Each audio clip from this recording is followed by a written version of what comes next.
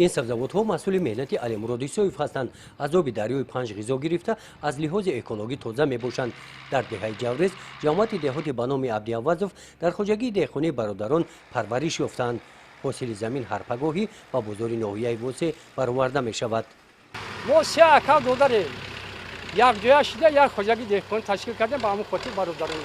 اگر زمین رو با ثمر استفاده کنیم هزار باشکرانه درآمد 100% می شود. و آن نگاه نکرده که حاضر زهر عضوهای مینرالی قیمت است، سوزشواری قیمت است و هر حال با قدر امکانیت هست برای پوشاندن.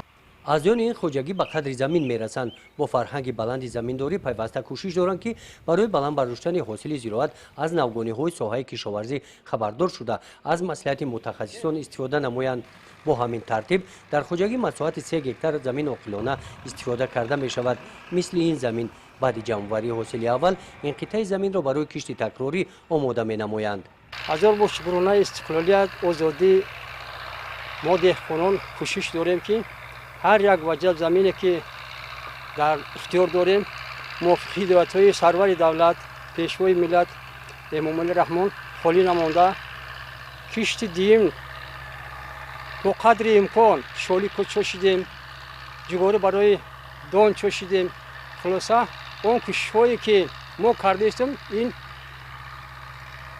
پیشوازگیری و 30 سال استقلال دولت مانند باشد.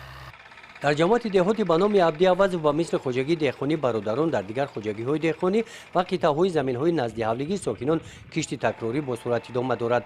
در خواجگی دهخانی به نام مقیم راهبرش عبدالستار توکلов بعد جمع‌آوری حاصل غله‌دانگی زمین را به کشت تکراری تیار می‌نمایند. این روزهای پرثمر گروه کاری مقامات اجرایی حاکمیت دولتی ناحیه واسه در جماعت دهاتی به نام عبدی‌عوضov نزدیک کشاورزان هستند. با اعضایان خواجگی دهخانی به نام مقیم عاید حفظ سلامتی و شرایط‌های مهنت هم صحبت شدند. در سمت استفاده ثمرناک زمین توصیه‌های مقامات‌های بالایی را به سهم دهقانان رسانیدند. گزارش خواجه نظریف خدای نظر ظهورов از ناحیه واسه برای برنامه اطلاعاتی نوید.